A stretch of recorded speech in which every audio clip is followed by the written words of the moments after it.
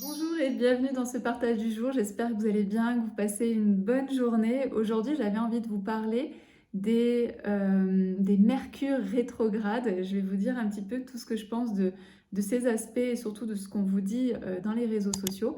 Avant ça, j'aimerais remercier toutes les femmes qui ont été présentes hier soir lors de la masterclass qui était dédiée à nos blessures de l'âme.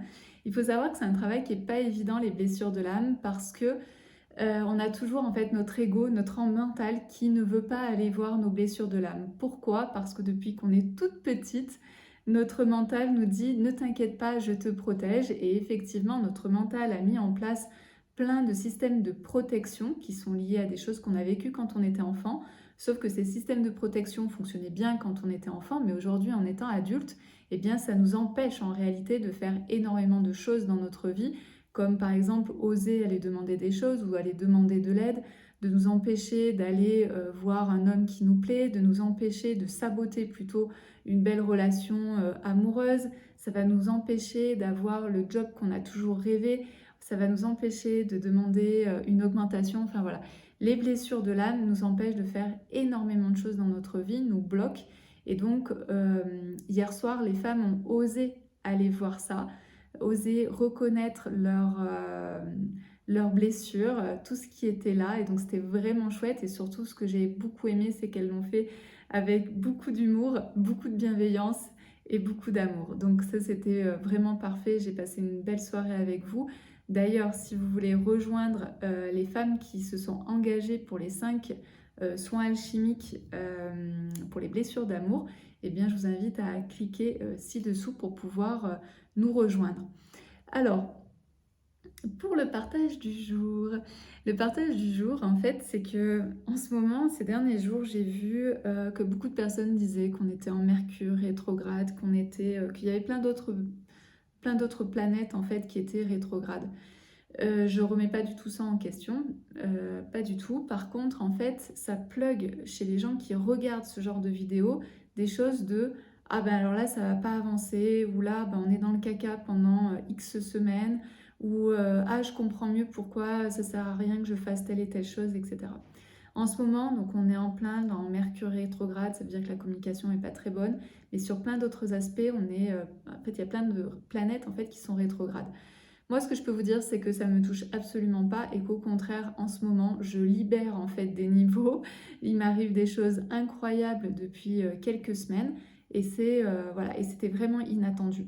Donc, ce que je vous invite à faire par rapport à tout ce que vous entendez, c'est à faire attention. Attention, parce que quand on vous dit que Mercure est rétrograde, oui, mais par rapport à vous, votre thème personnel, est-ce que ça a vraiment une influence? C'est un petit peu comme on dit pour les femmes que les femmes sont très influencées par la lune. Ok, mais est-ce que vous, par rapport à votre thème, par rapport à votre sensibilité, vous êtes vraiment influencé par la lune? Par exemple, en ce qui me concerne, pas du tout. Je dors très bien pendant les pleines lunes. En fait, il ne se passe pas grand-chose en fait pour moi, qu'on soit en nouvelle lune ou en pleine lune. Par contre, je suis plutôt sensible en fait à l'énergie de la Vénus et à ce que renvoie l'énergie de la Vénus. Si je me connecte à l'énergie de la Vénus, je vais tout de suite avoir beaucoup d'énergie, beaucoup d'amour. Il y a des choses en fait qui vont se passer pour moi qui vont être beaucoup plus fluides que si je me connecte à l'énergie de la Lune. Et donc c'est pour ça que je vous invite vraiment en réalité, si c'est des choses qui vous intéressent, l'astrologie ou même la numérologie, on peut parler aussi par exemple de portail, etc. Si l'astrologie ou la numérologie vous intéressent, alors moi ce que je vous invite à faire, c'est à connaître en fait vos thèmes, à connaître votre numérologie, et là ça aura beaucoup plus de sens pour vous, plutôt que d'écouter des gens qui vous disent que ça y est, on est en Mercure rétrograde et que ça va être le caca pendant 3 semaines. Moi, je vous invite aussi beaucoup à observer comment ça se passe pour vous. Et puis aussi de ne pas être fataliste. Parce qu'en fait, quand on écoute ce genre de discours, ça fait un discours en fait fataliste qui n'est en plus pas adapté à nous. Donc, il suffit qu'en ce moment, vous soyez dans un moment où vous aimeriez quelque chose mais que ça n'avance pas. Vous avez cette impression en fait de ah ben ça y est, je suis collée à la planète rétrograde. Alors qu'en fait, pas forcément. En fait, c'est juste que peut-être qu'il y a quelque chose à faire de manière différente et qu'en 5 minutes, ça va débloquer les choses. Donc, je vous invite vraiment, vraiment à vous poser la question de quel est l'impact réel sur vous. et non pas sur quelque chose de collectif qui n'a pas de sens en fait par rapport à votre thème.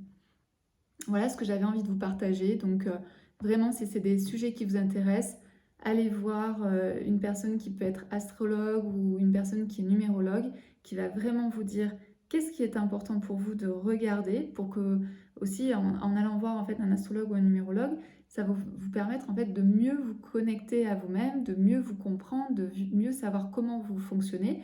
Moi, c'est des choses qui m'ont vraiment beaucoup aidé. Et par exemple, en numérologie, je regarde que la numérologie en fait et les portails qui m'intéressent et qui sont en lien avec mon énergie ou en lien avec l'énergie de mon couple ou avec l'énergie de Sweet Sweet.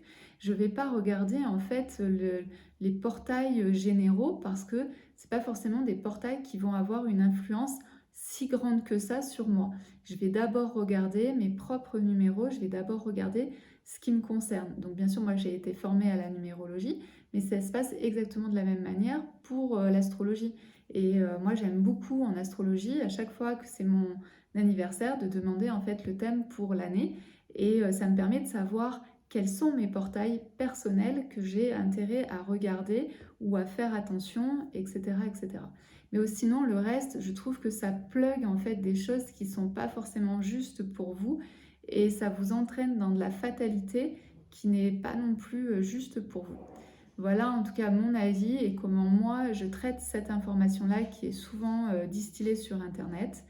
Euh, voilà. Et après, c'est aussi pour ça, par exemple, en fin de mois, j'offre en fait des tirages de cartes et je fais des tirages de cartes qui sont individualisés par rapport à la personne, par rapport à son énergie, par rapport à son âme et pas des tirages de cartes qui sont génériques. J'ai essayé et en fait, ça ne me parle pas du tout parce que je sais trop la pertinence de l'individualité dans ce genre d'aspect.